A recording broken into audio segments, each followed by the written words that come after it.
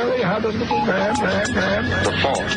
We believe that all men are created equal. To the magnificent mosaic that is America. From radio beacon to radio beacon. I have a dream today. Change has come to America. Believe it. Knock, knock. Who's there? It's a figment of your imagination. Randi Rhodes Show. Turn up your mind. Today I'm identifying houses of worship, churches, synagogue, and mosques as essential places that provide essential services. Some governors have deemed liquor stores and abortion clinics as essential, but have left out churches and other houses of worship. It's not right. So I'm correcting this injustice and calling houses of worship essential. I call upon governors to allow our churches and places of worship to open right now. If there's any question, they're going to have to call me, but they're not going to be successful in that call. These are places that hold our society together and keep our people united. The people are demanding to go to church and synagogue, go to their mosque. Many millions of Americans embrace worship as an essential part of life. Not you. The ministers, pastors, rabbis, imams, and other faith leaders will make sure that their congregations are safe as they gather and pray. I know them well. They love their congregations. They love their people. They don't want anything bad to happen to them or to anybody else. The governors need to do the right thing and allow these very important, essential places of faith to open right now. Oh, for God's sake. He's doing that for the evangelical vote, which, of course, he gets, which he shouldn't get, because he's the most irreligious human being I have ever experienced in my entire life, and that is including atheists not afraid to die or burn in hell, like my friend Ron Reagan Jr. Okay? I know all kinds of people. This man is the most irreligious person in the world. Also, he doesn't have the authority to override governors' decisions. Doesn't have the authority. He's doing this because he sees the polling. The polling is putrid. Happy Friday, you bastards. Oh! Happy Friday. Happy Memorial Day weekend. What are you going to do? What are you going to do for fun? Because we're open. We're open, everybody. Everybody, we're open. Take the hydroxy. Take it. Take it. By the way, the Lancet just completed a study of 96,000 patients. 96,000 patients on 6 continents of the effectiveness and the safety of hydroxychloroquine. And what it found was a higher risk of death is associated with giving COVID-19 patients hydroxychloroquine. Eric Topol, cardiologist and the director of Scripps Research Translational Institute. If there was ever hope for this drug, this is the death of it. It is one thing not to have a benefit, but this shows distinct harm. Oh! That's one voice. Here's another one. David Marin, the director of preventative cardiology at Stanford University School of Medicine, quote, "These findings provide absolutely no reason for optimism that these drugs might be useful in the prevention or treatment of COVID-19. Here's another voice. Mandeep Mehra, Harvard Medical School, professor and physician at Brigham and Women's Hospital, and a colleague at other institutions. He said that the test was done between December 20th, 2019 and April 14, 2020 on patients that tested positive for COVID-19 in 671 medical centers worldwide. Well, that tells you a couple things. Number one, We were aware on December 20th, 2019, that COVID-19 was an issue. Number two, it also tells you that hydroxychloroquine was known not to have any benefit as early as December. He said the mean age of those, now this flies in the face of Donald Trump's, vile experiment on the elderly, near-dead people at the VA, which we covered the other day. Nobody else did. Are they experimenting at the VA on our VA veterans? Yeah, I think they did. But the mean age of this study was 54 years old. 53% of these study subjects were men. And those who were on medical ventilators who received remdesivir, not hydroxychloroquine. Remdesivir, the drug made by Gilead, has shown promise in decreasing recovery times, but that the desperate measures of using hydroxychloroquine violated the oath to first do no harm. Mandeep Mira at Harvard said, in retrospect, using the drug without systemic testing was unwise. I wish we had this information at the outset. There has been potentially harm to patients. 15,000 of the 96,000 in the analysis were treated with hydroxychloroquine or chloroquine or in combination with hydroxychloroquine and azithromycin. And the difference between patients who received the anti-malarials and those who did not was striking. This is the result. For those who were given hydroxychloroquine, there was a 34% increase in risk of death, 130% increase in risk of serious heart arrhythmias. For those who received hydroxychloroquine and azithromycin, there was a 45% increased risk of death and a 411% increase in serious heart arrhythmias. The cardiologist at Cleveland Clinic, Stephen Nissen, who saw the new data, combined with data from smaller studies, said no one should be taking it outside of a clinical trial. Peter Lurie, a former top FDA official who heads the Center for Science and Public Interest, called the report, quote, another nail in the coffin for hydroxychloroquine, this time from the largest study ever. But he went even further, and so he said it was time to revoke the emergency use authorization that Trump was able to pressure the FDA into giving. This is Donald Trump's sick psychology of the right to try, except Donald Trump promoted this particular drug as something you had a right to try, and it caused increased death in people who received it. Michael Felderbaum, a spokesman for the FDA, said the agency doesn't generally comment on third-party research. But he did say that an emergency use authorization may be revised or revoked under certain circumstances, such as when there are suspected or linked adverse effects. They need to take this thing away from anybody treating COVID-19 as an option, okay? Period, end of story. This is nightmare scenario. And let me tell you something. In Brazil, where they have their, mini Trump, they have their Trumpanista. I don't know what to call him, right? Bolsonaro. He is telling his people hydroxychloroquine is a miracle drug and that they should take it, and ordered absolutely no lockdowns. Brazil's rate of COVID and death is skyrocketing. They've just passed 20,000 deaths in Sao Paulo. Okay? I mean, this is just, and he's telling his people, we don't need any stinking lockdown. We have hydroxychloroquine. We have hydroxychloroquine. I mean, it's really sick and twisted what these guys are doing to save their administrations, not their people, their own behinds. Wow. Stunning.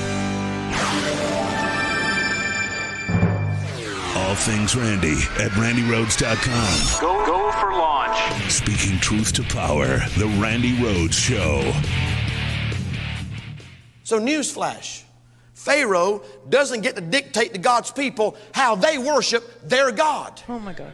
God's the one that defines the parameters. God's the one that communicates His will and His plan for His church, not Egypt. And I'm telling you right now, with this cease and desist letter in my hand, the Bible says to the New Testament church, not forsaking the assembling of yourselves together as the manner of some is, but so much the more as you see the day approaching. And the closer we get to Jesus coming back, the more church we ought to be having, not less church. Now that's God's parameters. So I'm tearing up this cease and desist order right here, and I'm telling you right now, we're going to do it God's way. We're going to do it God's way. God tells us how to worship Him. Nobody else gets to do that. Yeah, but, you know, Jesus and God said that we should pray in a closet. That's kind of what's in the Bible. There was so much wrong with that, I can't even tell you. First of all, Pharaoh in Egypt, when he enslaved the Jews, was sent plagues. So if you believe in plagues as a biblical sign, why would you not pay attention to the plague, which Donald Trump calls it, right? So Pharaoh, this is what Passover was about. I just told you that, right? Just last month or the month before, they're all blending together during the Easter Passover period, right? The plagues were everything from boils to killing the firstborn son of every, Egyptian and passing over the house of the Jews. I mean, he sent plagues to tell you this. And also, you know, the Bible does say to pray in a closet. Jesus wanted you to pray in a closet. He didn't want you to be showy or, okay, so there's that. And then this idea that this man is living in a country that's a theocracy instead of a nation of laws is totally off the grid. I mean, I don't know. Now, the idea that Donald Trump is playing right into this evangelical frenzy, this crazy interpretation of what it is Jesus would do in the middle of a pandemic, or what it is that Jews do in the middle of a pandemic, or what it is that Muslims do in the the Muslims, let me just tell you something. They were onto something. I mean, you know what they do, right? They wash their hands 5 times a day. They cover their faces, the women do, and they pray. They face east and pray and hope for the best. And it doesn't matter where they are. It doesn't matter where they are. Wherever you are, you put down a mat and you pray. What is with this community that we have inside these United States that decided that they're not making any money, so they need the people to come back into a church? Discussing what is essential and what is not essential is so Nazi, I can't even go there. So a long time ago, I told you the way that you need to think of things that were available in our society and things that are not available right now is what is safe to do and what is not safe to do. Not essential, because for some people, fellowship is essential. And I don't begrudge you that, except to say right now, it ain't safe. Now, Donald Trump is sitting there talking about, well, liquor stores, because you can go, pick up, and leave. Well, box stores, they got 100 people in there at a time. First of all, they count how many people are in the box store, and the box store has many thousands of square feet. Also, the store requires that you wear a mask. This was somebody who is protesting their right to infect other people, okay? Here is somebody that just refused to be respectful or to follow the rules of the company. I'll just put you on my 3,000 follower Instagram feed, mostly locals. Hi everyone, I work for Costco and I'm asking this member to put on a mask because that is our company policy. So either wear the mask and I'm not doing it because I woke up in a free country. Oh my God. Have a great day. So you're going to take this cart from me? Sir, have a great full day. Of stuff. You are no longer welcome here in our warehouse. You need to leave. Thank you very much. Here, you put it on, I'll give you my card. He's going to take the card away because he's a pussy little bitch. There he is, walking away with all my stuff. There he goes. There are people that don't understand that the key to opening the economy, the key, is right there. And it's a little easy thing to do. Put on a mask. That is the key to opening up our economy. The president refuses to do it because he has access to almost daily testing. Oh, by the way, my test came back. I'm negative. Oh! I don't have the COVID, or at least I didn't on the day I was tested. It's now, 10 days later. But, yeah. So the president feels like he doesn't have to send the message that the key to opening the economy successfully, the key, 75% of transmission is reduced. The transmission rate is reduced by 75% if you wear a mask and respect other people's 6-foot space. Okay? How hard is that to do? And these idiots that are protesting, right, don't realize that the key to getting back to normal, the key to opening the economy, the key to being able to go to church, the key to being able to go wherever you want to go is in your hands. This rugged individualism that you claim, that the key is, it's on your face. And the president of the United States, he wouldn't wear a mask for the camera yesterday because he thinks it makes him look weak. And, the inner confidence of Donald Trump is just, wow, it's so strong. So strong. The inner knowledge that he has about being dignified and his confidence and his manliness that nothing can, take away from. He's such a weak, pathetic person. There was a lot of interest about whether you would end up wearing a mask today. Could you just take us through your thought process of why you decided not to wear a mask? I had one on before. I wore one in this back area, but I didn't want to give the press the pleasure of seeing it. But no, where I had it in the back area, I did put a mask on. Did you have the goggles on too as well, sir? I did. I had goggles and a mask right back there. Well, why would you not be and here's another one. Why would you not be wearing it? Because in this area, why would you not be wearing it here, sir? Not necessary here. Well, everybody's been tested, and I've been tested. In fact, I was tested this morning, so it's not necessary. But the executives are wearing them. Well, that's their choice. I was given a choice, and I had one on in an area where they preferred it, so I put it on, and it was very nice. It looked very nice. What are you, 9 years old? Are you freaking 9 years? This is an infantile obsession about not being seen with a mask on. It's incredibly sad. He did wear a mask for a few seconds, and there's actually a photo of him wearing it. And I have to say, he looks like an idiot doofus, but he looks like that anyway, without. It was a violation of Michigan law. Call in, connect. To speak to Randi, call 561 right now in 3844. 561-270-3844. Right now in Montgomery, we're at a point where we can see the cliff and we don't want to get too close to it for fear of falling off. And that's why we sounded the alarm yesterday leading up to this Memorial Day weekend. And I think when you look at Montgomery, we tested less than 4% of our population. We've doubled our cases month over month. We've had week-to-week increases of over 40% this month alone. We're in a very dangerous predicament. And I think parts of the state may be doing a little better for now, but I don't think that the economy should have been open at the time that it was.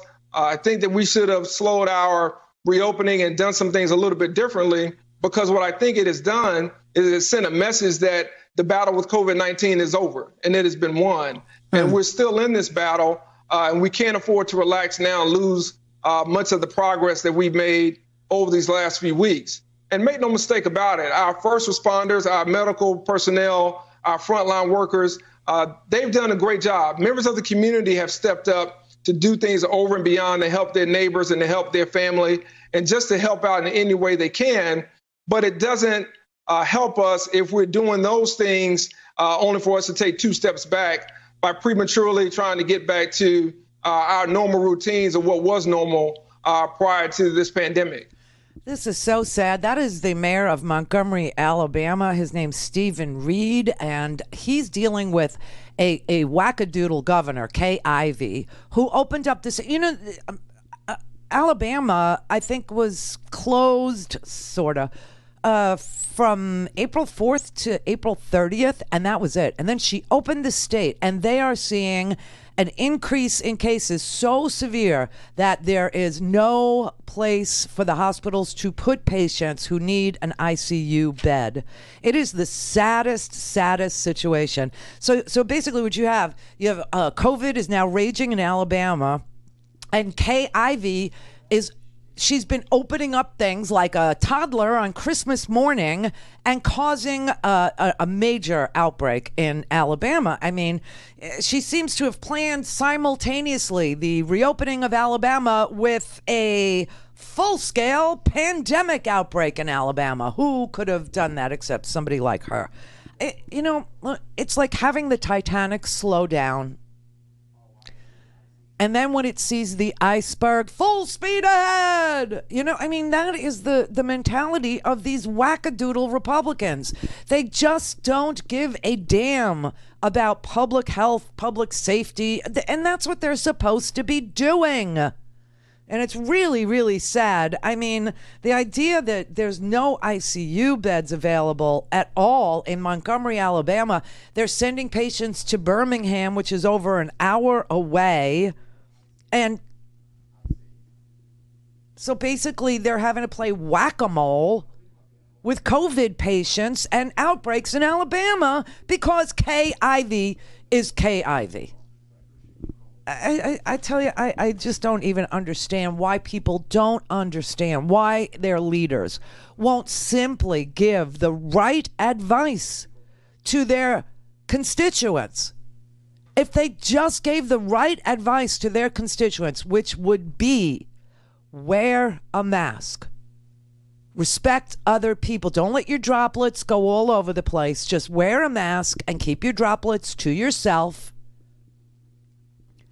respect other people's space, do a 6-foot distancing thing, don't get on top of each other at a church, don't get on top of each other in line, don't get on top of each other when you're in the store. Respect other people's space. And wash your hands 5 times a day. We could open up this economy. I swear to God. Those are the things that actually work. Those are the things that brought the curve down. Why did we want to bring a curve that was going this way down? Because hospitals were overwhelmed with patients. And so we had to stay home for the healthcare workers not to be so overwhelmed with cases. The other thing that really should be done is rapid testing. But we now know that the rapid test, the Abbott rapid test, doesn't work. It's worthless. It's only right 50% of the time, meaning 50% of the time it's wrong, making it useless. This is just so insane. And now they're just, we need to be in church. It's not safe, okay? It just isn't. It's not safe. There's not a whole lot of square footage in a church, okay? There just isn't. And it isn't safe. And these people don't want to wear masks and washing your hands and respecting other people's 6 feet distance requirement from getting your droplets. Those are the keys to unlock the kingdom of consumerism. And I don't know why these governors don't want to tell this to their constituents. I don't know why they're so resistant. It's not like we don't know what to do anymore. We now know what to do anymore. Hydroxychloroquine ain't the answer, okay? It's just not. Face masks lower the transmission rate by 75%. That's astronomically good news. Testing will tell you whether or not you need to self-isolate for 14 days. It will tell you whether or not you You need to put yourself in another room in the house, away from your wife, away from your grandma, away from your parents, whatever it is. He doesn't want to do any of the productive, real things. And I for the life of me, the only conclusion you can come up with is that he thinks that thinning the herd is a good idea. I don't know. I mean, there is this possibility, and this is very sick and almost insane, and that's why you can kind of credit it to the Republican Party's thought process, because they never think of anything that benefits, the unwashed masses, the people. Okay, never. They don't care about the people, the little people. By the way, that's who I'm talking about. And so maybe they think it's a good idea that the elderly drop dead, faster than if they live their extra 10 years or the extra 20 years that they may have had, because, they're a drain on Social Security. Medicare is expensive. Medicaid, who needs it? That's for the poor.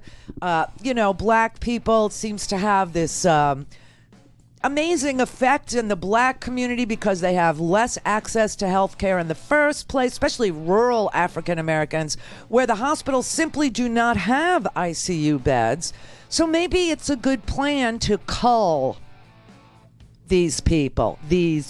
Maybe it's a good idea to thin out the herd from the elderly. Maybe it works for our economic plan. Maybe it does. How sick would that be? But what else are you going to conclude? It does seem to me that there are an extraordinary amount of white people at these Liberate Michigan rallies and these Liberate Wisconsin rallies that don't think that they're going to ever get a virus. I don't know why. And that it's happening to them, not us. And it's causing them to be crazy. This is the Randi Rhodes Show. To speak with Randi, dial 561-270-3844. That's 561-270-3844. Are you concerned about a potential second wave of this virus? People say that's a very distinct possibility. It's standard. And we're going to put out the fires. We're not going to close the country. We're going to put out the fires. There could be, whether it's an ember or a flame, we're going to put it out. But we're not closing our country. We're not closing our country if we get a second wave. He says it's going to come. It's standard. It's standard. Why won't he just tell people what works? This is what blows my mind. It really blows my mind that he won't wear a mask, which is the key to unlocking the entire potential of the United States economy. What is the deal? And that's why you're left to wonder whether or not he thinks that having the little people die is a good plan for him, or the older people die, or African Americans and Latinos die. I don't know what he thinks. I mean, he's in his mind, everything is us and them. So how could this not be an us and them situation? And maybe he's thinking, who needs them? I don't know, but we know. And if you're going to do something on Memorial Day weekend, because, the weather is good in most places and people want to get out, you can go out. You can go out. You just need to wear a mask. You need to wash your hands. You need to not touch what other people have touched. Maybe wear a pair of gloves if that's your thing. If not, just keep washing your hands and respect other people's space. Just do it at 75% reduction in the transmission of the virus. You can go out. You can go fishing. There's lots of stuff you can do. Why won't he tell that to people? Why doesn't he separate out in his mind what is safe to do and what is not safe to do and how to make things safer instead of just saying, I don't want to wear a mask. I don't like to, but like acting like a 9-year-old. What kind of leadership is this?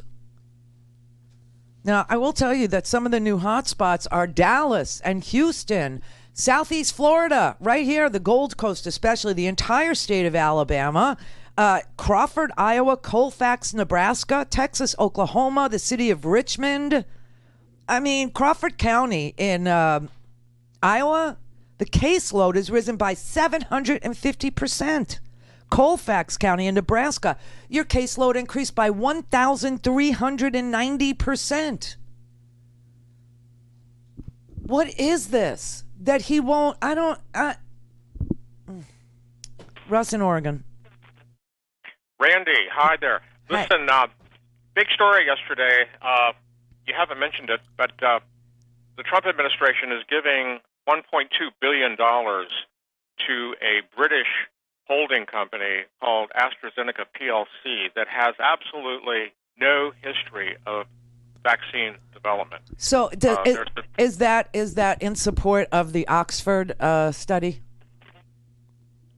AstraZeneca is partnered. No, I know, but isn't that part? Yeah. Isn't that how the funding? Yeah. Right. Well, So yeah, the Oxford. So the Oxford study has shown a lot of promise with regard to this vaccine that we desperately need. So that's not really wrong. No. No. You need to read William Hasseltine in Forbes magazine, May 16th. He completely debunks the monkey trials that they did at Oxford University. All of the animals were infected with the virus, the ones that have been treated with the vaccine that is so promising. Every one of them was infected. That was a bogus thing. It was treated as though it were a gift from God by the American mainstream media. Mr. Hasseltine is a legend in American science circles. You need to check that. You need to check that out. Well, I wish you would send it to me so that I could see it before we discuss anything, because I haven't seen it. I can't read everything. Well, I'll tell you what's going to happen, Randy, if I just may say, before you cut me off, what's going to happen here is that in October, I'm looking at a story that was posted by CBS News yesterday. They will be delivering the first doses of this vaccine in October, okay? It's going to be the October surprise to end all October surprises. Trump will come down the escalator at Trump Tower bearing the vaccine, saying, I, the Emperor God, have given you, the American people, the vaccine. Yeah, but I've already told people since this hydroxychloroquine scandal, which is scandalous, it's horrendous, it's disgusting, and it's bizarre. Ever since then, it's just do not take a vaccine while Donald Trump is president or while any of his cronies are in charge of Health and Human Services or the FDA or the National Institutes of Health. I mean, just don't do it. There's no way that I'm sticking anything in my arm with those people being the people that sign off on it being safe and effective. I mean, it's going to have to go through what? An emergency use authorization? And I'm no anti-vaxxer, okay?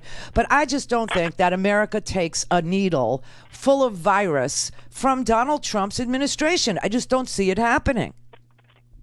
Well, the reason... Randy, I'll even tell you this, in Georgia, where they've been told, go out, whatever you are, they're not going out. They don't trust this man. They don't want to go out. They're not engaging in economic activity. They're staying home. Well, that's good. That's good, Randy. But, trust me, there will be a vaccine delivered in October. It will be the publicity stunt of all publicity stunts done by a master of publicity stunts, Donald J. Trump. And if a certain number of suburban low information voters buy it, he will get reelected on this. That's what I'm telling you. I understand what your point is, but I'm telling you that nobody trusts him. I mean, his approval ratings on the coronavirus are in the toilet. Okay? In the toilet. I don't think that anybody trusts anything he says about coronavirus, hydroxychloroquine, therapeutics, vaccines, testing, swab availability, PPE, or any other thing that he would weigh in on with regard to the coronavirus pandemic. No one trusts him. Anthony Fauci's approval rating is 74%. Donald Trump's approval rating on this this pandemic is 37%. No one believes a word the man says, okay? And you cannot win the presidency with 37% approval. If he gets to 49, the big cutoff is 48 to 49. 48 you lose, 49 you win. It's just statistically the historical record. But he's down in the 30s. Okay, no one trusts him. Well, I hope you're right, Randy. I hope you're right. Why? Could you see yourself taking a vaccine with this administration and these particular heads of the FDA or the particular head of the NIH or the particular head of the CDC, Redfield? Would you take any medical advice from Donald Trump? I wouldn't, but I'm not. So I'm telling you, most people don't. Well, I hope you're right. I hope you're right, dear. I really hope you're right, because I see this coming. It's going to be the October surprise to end all October surprises, and we'll see how it shakes out. I hope you're right and I'm wrong. I really. Well, how in the world are they going to get through phase 3 trials by October?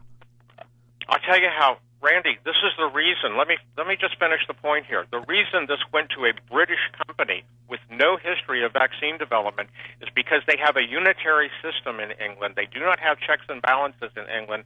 They have no written constitution. There will be no congressional oversight.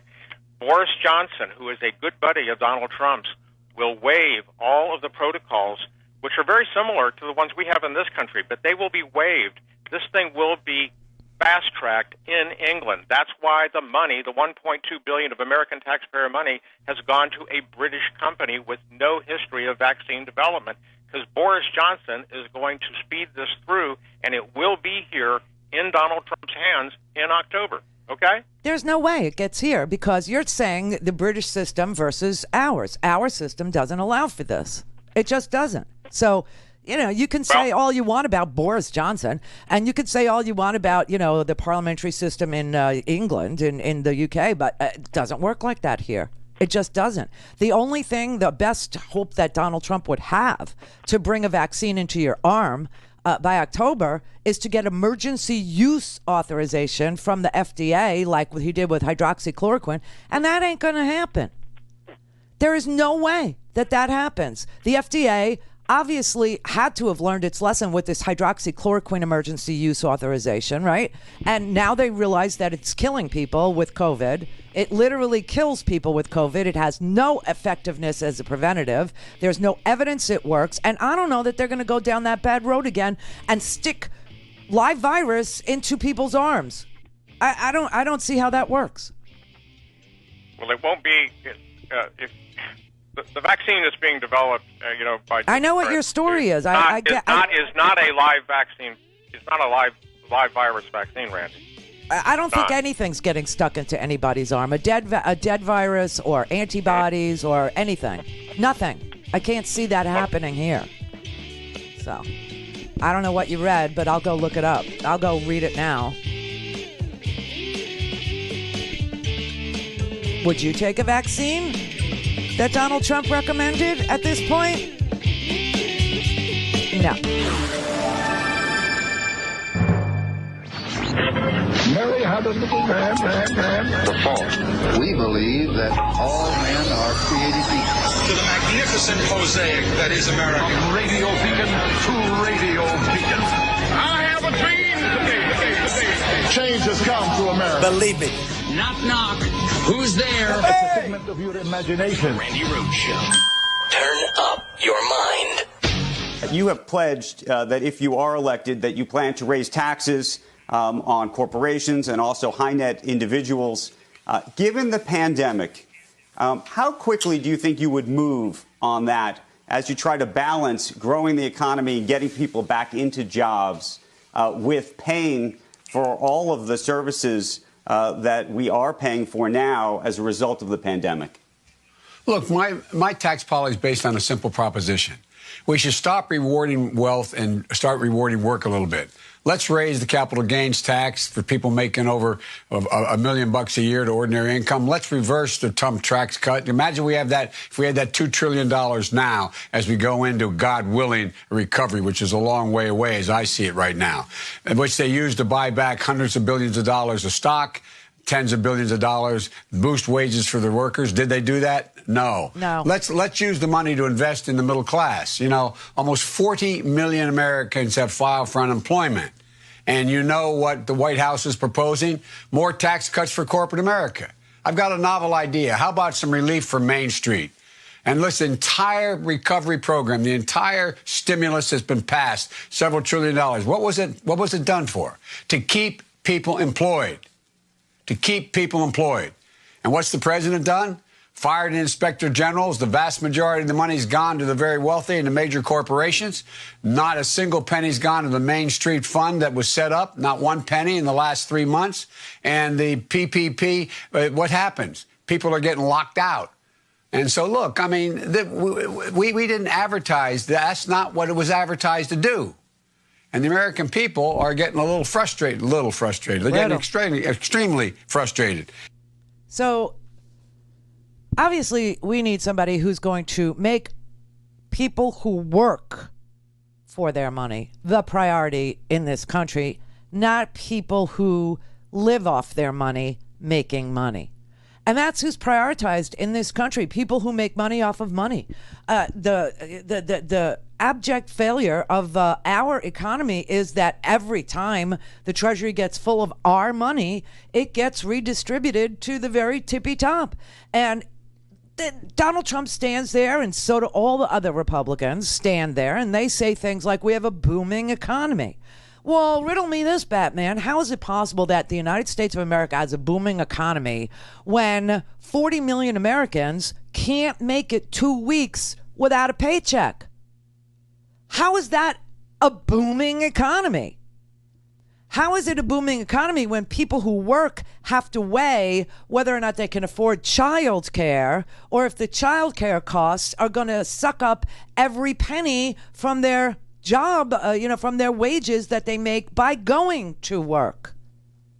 See what I mean? We never had a booming economy. And you know how you can tell? You can tell by 95,495 deaths, right? And 40 million people filing for unemployment, really 38.9 million people on unemployment currently. And that does not take into account the people who couldn't get their unemployment benefits still to this day paid to them.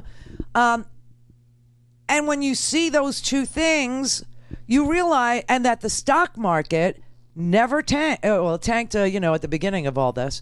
But once we put all the trillions out the door in the CARES Act to corporate titans, and once the PPP was ripe for stealing, the stock market said, fine, we don't care if 40 million Americans are unemployed. We just don't care. Doesn't matter to the corporate titans. They don't give a rat's ass. When Wall Street doesn't react to Main Street, a decoupling has happened between what Trump calls a booming economy and a booming stock market. The stock market has nothing to do with the economy. Nothing. And the reason the stock market is doing fine is because all of the stealing and all of the money that was shoved at them, shoved out the door to airlines and to giant box stores and to, you name it, the private jet companies got $27 million in PPP money. We went through all this. How many people got money? Some of them gave it back. Some of them actually had a shred of shame. But I mean, that's why the economy and Wall Street don't look like each other anymore.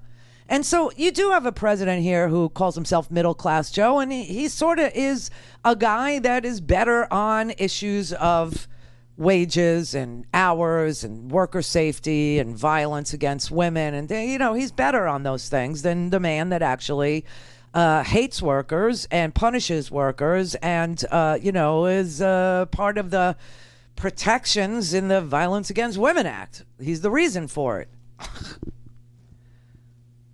And the polls show it clearly. So there were a couple polls that came out, right? A couple months into this coronavirus turned into a full-blown pandemic.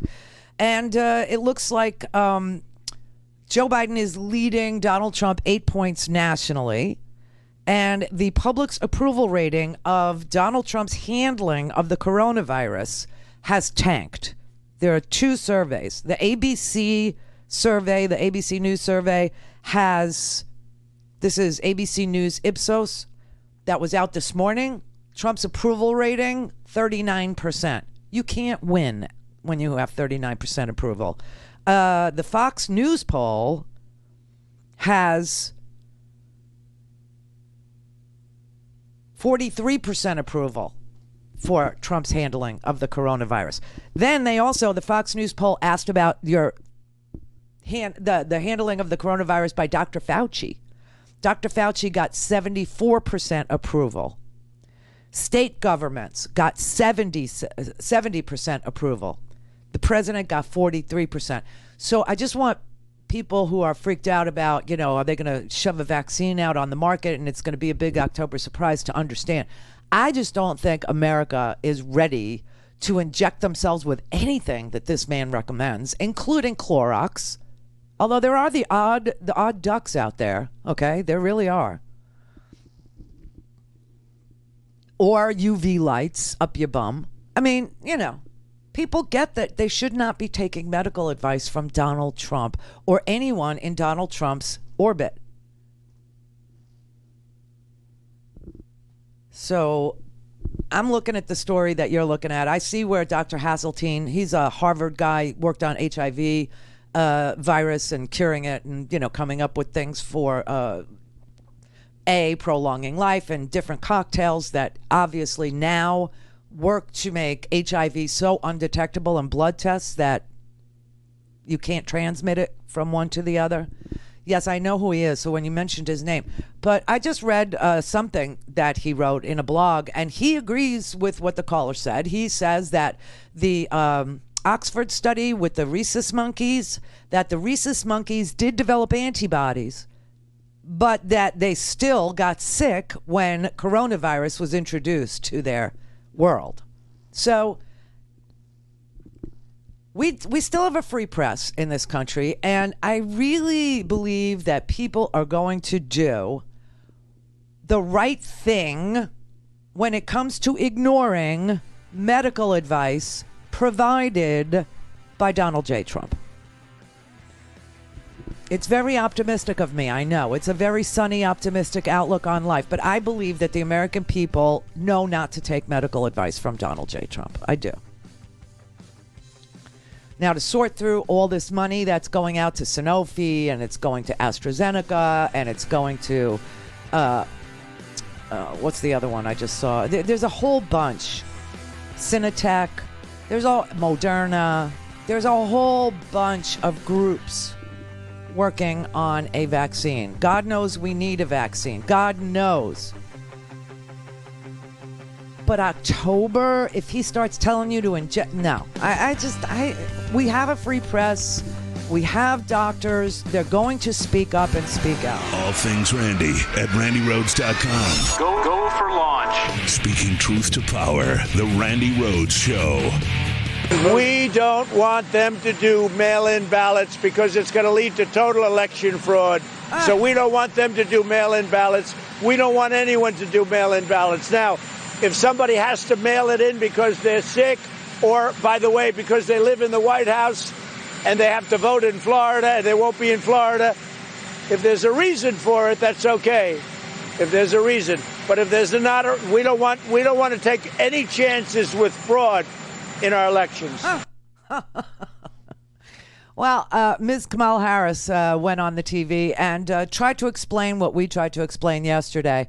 There is no fraud, by the way, with mail-in ballots. None of the things Donald Trump says happens with mail-in ballots, except for Republicans literally harvesting ballots, going door to door, paying people to give their ballots to them so that they can then fill them out.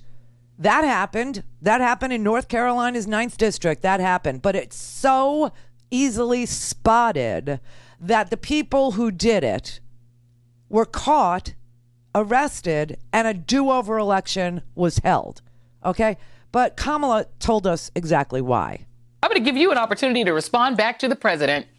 He seems to think that voting by mail is cheating and bad. Mr. President, it is a federal crime to withhold money from states with the purpose of interfering with people's right to vote. So you may want to talk with your lawyer, Bill Barr, about that. And that would be my advice to the president. But, you know, Joy, clearly he has done this because, one, he is always in the business of attempting to intimidate and using his tweets as the method by which he does that. But also it's clear that he's worried about whether he's going to win this election. And so it is an attempt to suppress the vote, which is an attempt to have these states not send these applications for vote by mail so that people will not get those applications to vote by mail and then not vote by mail. And again, this is another example of Donald Trump being complicit with an attempt, or even purposely attempting to suppress the vote in an election. Now, see, right there, that would be a federal crime. A federal crime. And that's the funny part about the Trump administration. They say the quiet part out loud all the time. And what's interesting is Kamala noticed the same thing. He claims that there'll be levels of voting if you ever agree to, you'd never have a Republican elected again. Essentially saying if you have high levels of voting, no Republican will be elected. It seems that he is saying the quiet part out loud. Hello. Again. Right. Right. But and if it weren't so serious, it is absolutely comical. But we already know, look, I serve on the Senate Intelligence Committee.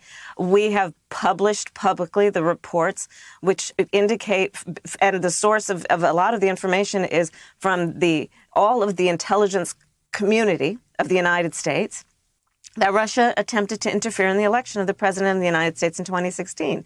And they attempted to do it with a misinformation campaign, which was designed to turn people off, to make them suspicious or skeptical of our democracy and our election system.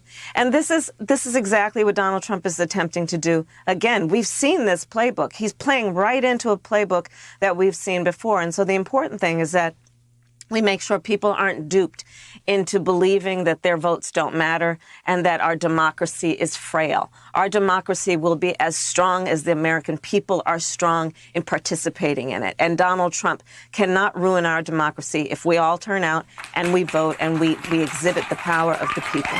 Power of the people. The people are coming. The little people. That is what is going to determine our fate, our future, our health, our wealth, our well-being, our 21st century entry, because we haven't entered the 21st century. We know that because of various, shootings of innocent black people in the South now. This Ahmaud Arbery case is getting so twisted. You know why it's so twisted? It's so twisted because they literally behave as if they have the right to take a black life in the South to this very minute. And when they get caught now with the newfangled video phones and stuff like that there, and they're literally videotaping the killing of innocent black men, innocent black boys. This all started with Trayvon Martin and George Zimmerman, right? And it's just progressed like wildly. And you would think that people wouldn't be so stupid to continue to lynch people in broad daylight, knowing that there are videos of them doing exactly that. But they still do it because they feel that they're entitled, because the former DA investigator is the guy you call to clean up any lynching that you've already done, and he'll cover it for you. And that's what happened with this Ahmaud Arbery story. It is just a horrific story. The girl that was killed in her bedroom, in her house, in her bed, and shot 17 times because of a bad warrant. We haven't made it into the 21st century, and I want so badly to make it into the 21st century. Now, some people think that Biden really, really needs to pick an African-American woman as his vice president. Last night, there was, a lot of Twitter activity around the fact that Joe Biden is vetting Amy Klobuchar, who is competent and capable, and those who say she's not are wrong. However, she's obviously a white person from Minnesota. And a lot of the African-American women in our society took to the paper and wrote an op-ed and started saying, listen, it's time to collect, okay? The African-American vote has been very loyal to the Democratic Party. They have believed in democratic principles. They have believed in our agenda. But it's time to collect now. And Joe Biden seriously needs a black vice president candidate, a woman, and B, a serious agenda for black America. Because obviously white America has an agenda. White America has an agenda. Some of them are only interested in white supremacy, and Donald Trump fits their bill, and they keep voting for it. Yesterday, when he was in Michigan, this was really sick. Yesterday, when he was in Michigan, and after he said, I'm not wearing a mask, and before, actually, he stood up and he complimented the Ford family and commented on their Nazi bloodlines, their Nazi-sympathizing, anti-Semitic bloodlines, because everybody knows Henry Ford was a rabid anti-Semite. In our lifetimes, the company founded by a man named Henry Ford, good bloodlines, good bloodlines. For Pete's sake. You believe in that stuff? No. Got good blood.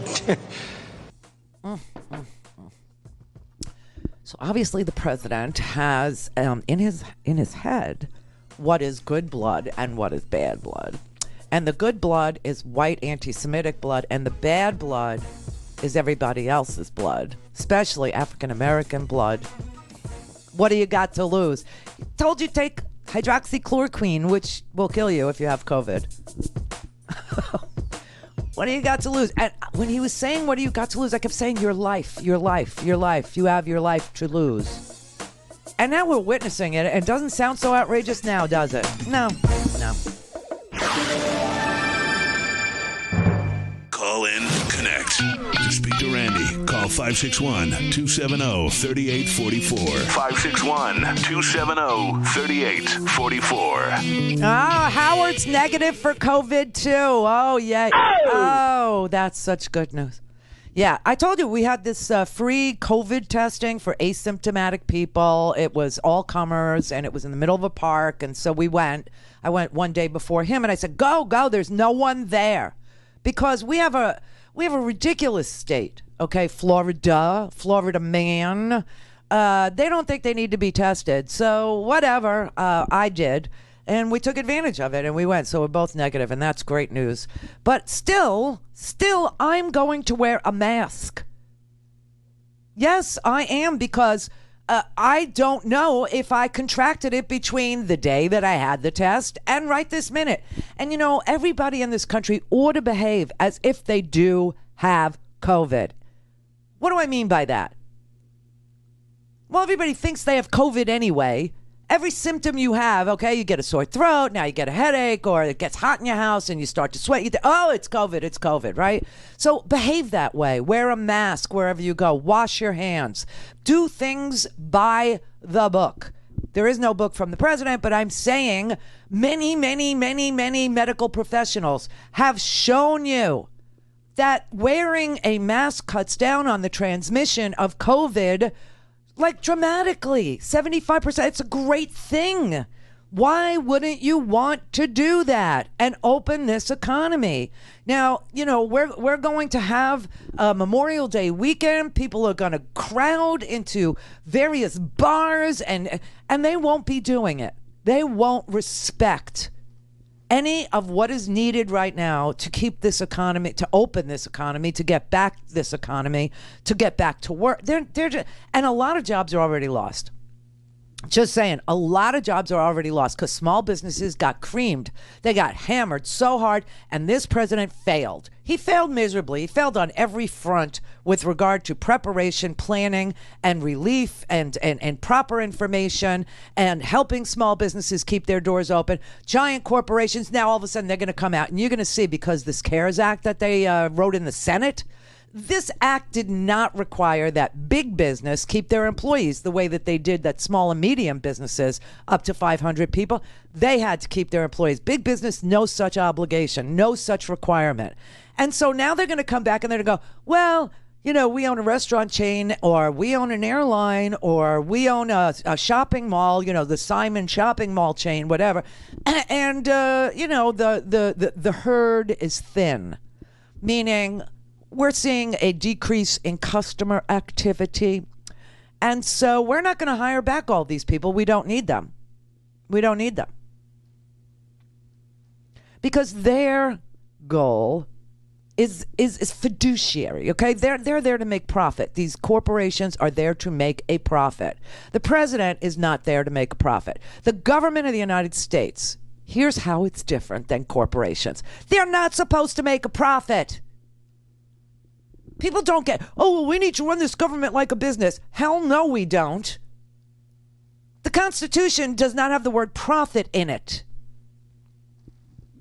The government is supposed to regulate interstate commerce, okay?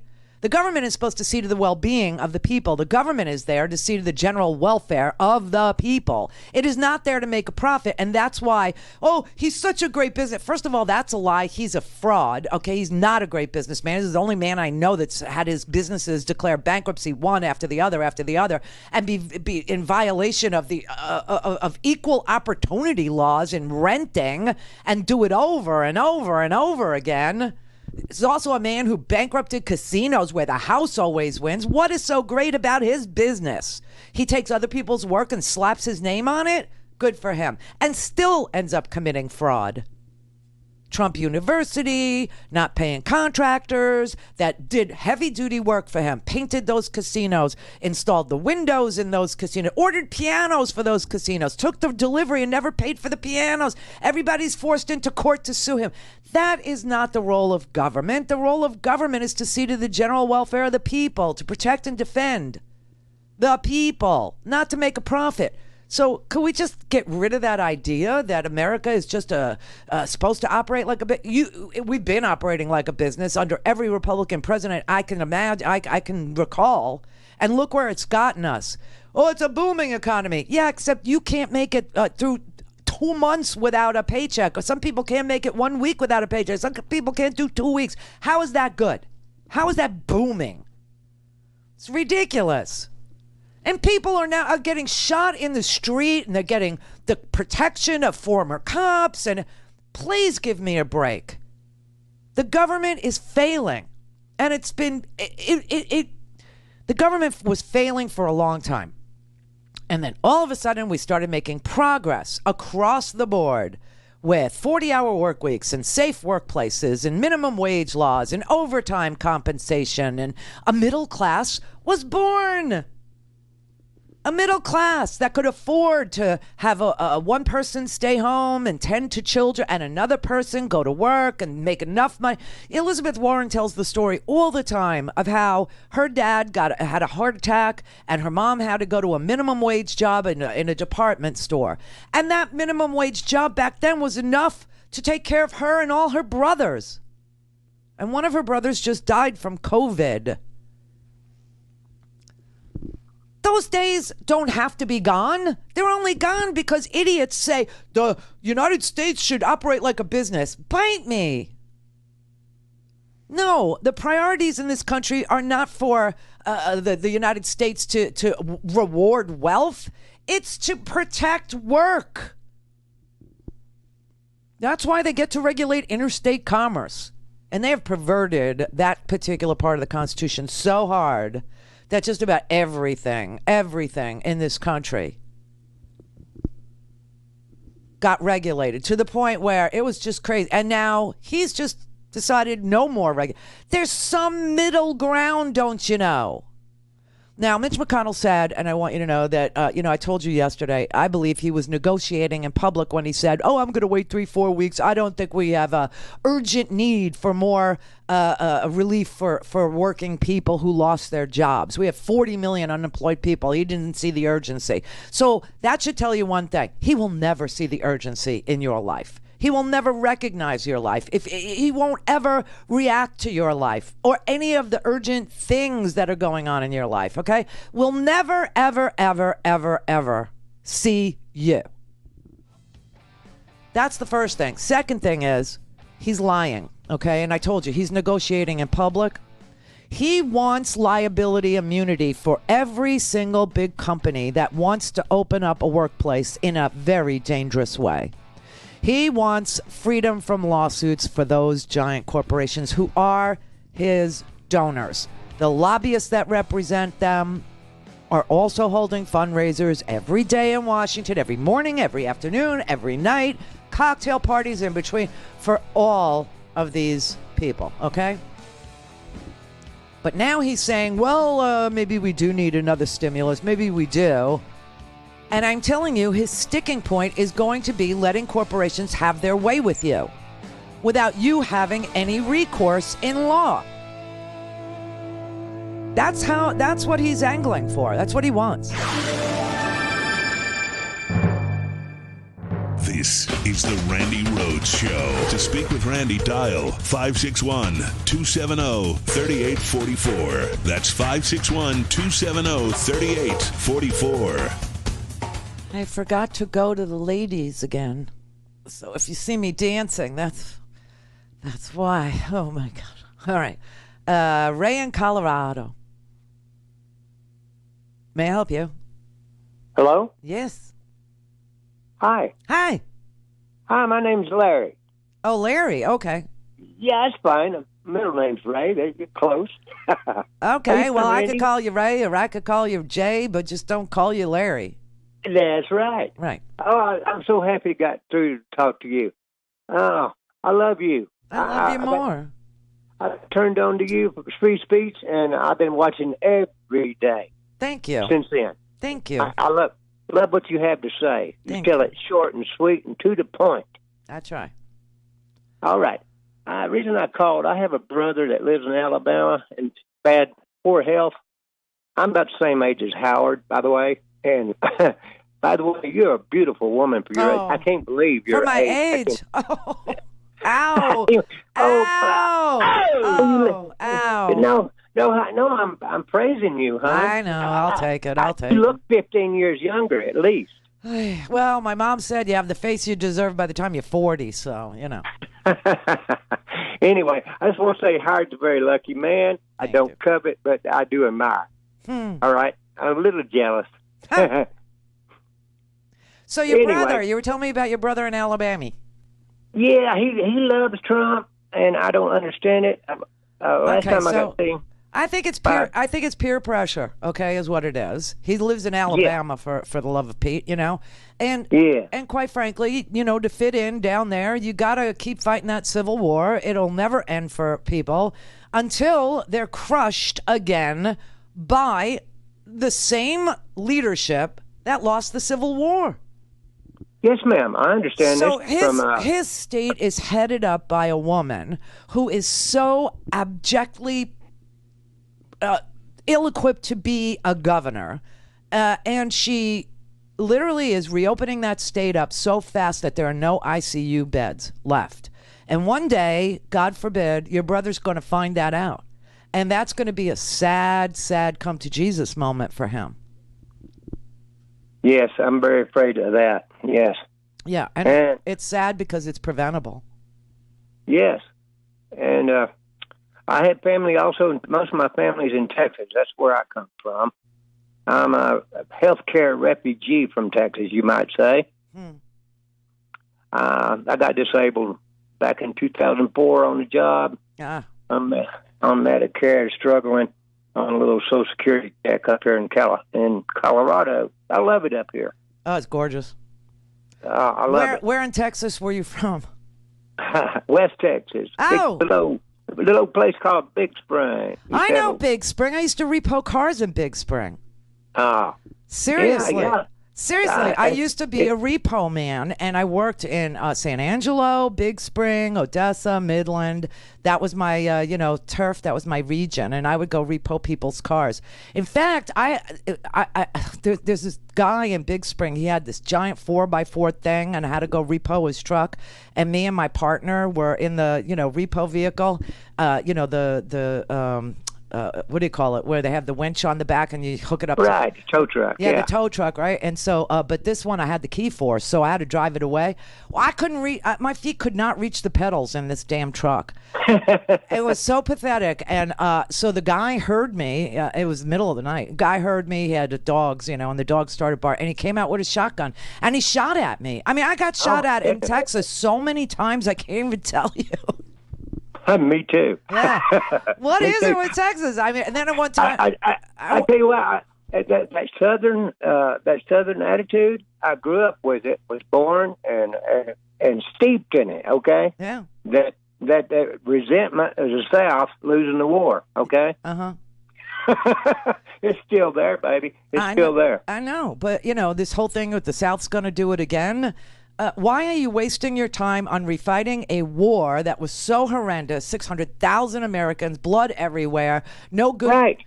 When you could move into the 21st century and a treasonous act for the plutocrats. And live like a king. Really? Right. It was a treasonous act for the plutocrats. The people that fought the war weren't informed of that. They were poor working folks, ill-informed. Yeah. Well, we got that all over again, and it's a damn shame. It really is a crying shame because, frankly, this country is so ready to be into the 21st century. This country is ready for, a brotherly love.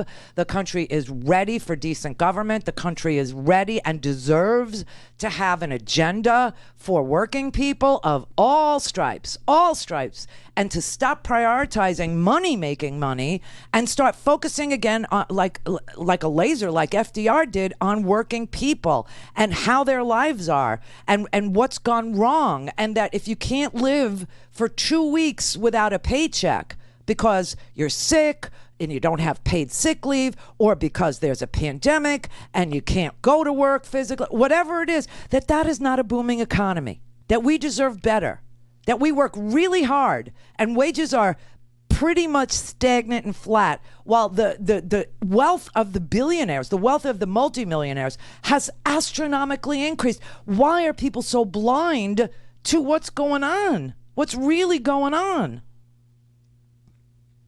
Yeah, what worries me, I think this is all a plan. They want us fighting each other in riots in the streets. Yes. And I'm amazed that American people are this patient and this patriotic for this long. Well, Americans really are this patient, and we have always been patriotic. The thing that's horrific is that in the end, we won't be rewarded for that. We won't. Not currently, not with this situation, not with this administration, not with the way. We got to get rid of the Republican Party altogether, let alone, vote them out in the Senate. And why is it even a debate about whether or not 40 million unemployed would make you say we need to get money out the door? What is the difficult thought process that Mitch McConnell is going through? I don't understand it except greed. Right, exactly. That's right. The love of money is the root of all evil, as it says. It is. Thank you, Ray. You be safe there. Thank you, ma'am. It's so great to talk to you. God bless you. You too. For what you do. Equal. Bye-bye. Equally. Bye. What a nice man, But yeah, I lived in Texas a really long time. I lived in East Texas, West Texas. West Texas is the most memorable. Well, North Texas. Lawton, Oklahoma, right on that border, Wichita Falls. That was an Air Force experience. But that was the first time I ever heard preachers on the radio. That was the first time in my whole life, because I'm a New Yorker, obviously. And I heard them screaming about the evils of marijuana, Mary Jane, and to send $5 in. And I just couldn't believe it. I could not believe people were that gullible or movable, or that they would literally part with their money to fight the scourge of Mary Jane because some guy on the radio told them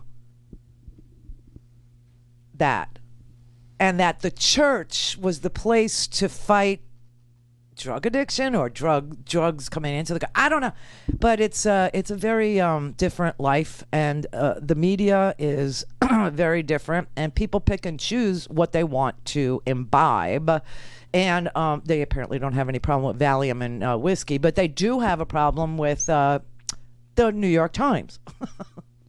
Or the Washington Post, or even the Wall Street Journal. They have a problem with it, and I don't know why. They say the quiet part out loud, those newspapers do. The polling is the polling. The problems are the problems. The shootings are the shootings. The death is the death. The pandemic is the pandemic. And yet you got people out there that have walled themselves off from these basic, obvious, observable, documentable truths in favor of people who lie to them. Last night, Lala Ingram, for example, was tweeting out that people go to the grocery store. Why can't they show up to vote?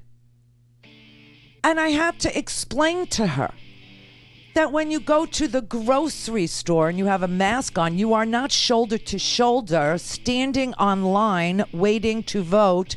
And I sent her the picture of the people in Milwaukee whose polling places were cut down from what? hundreds of polling places to 5.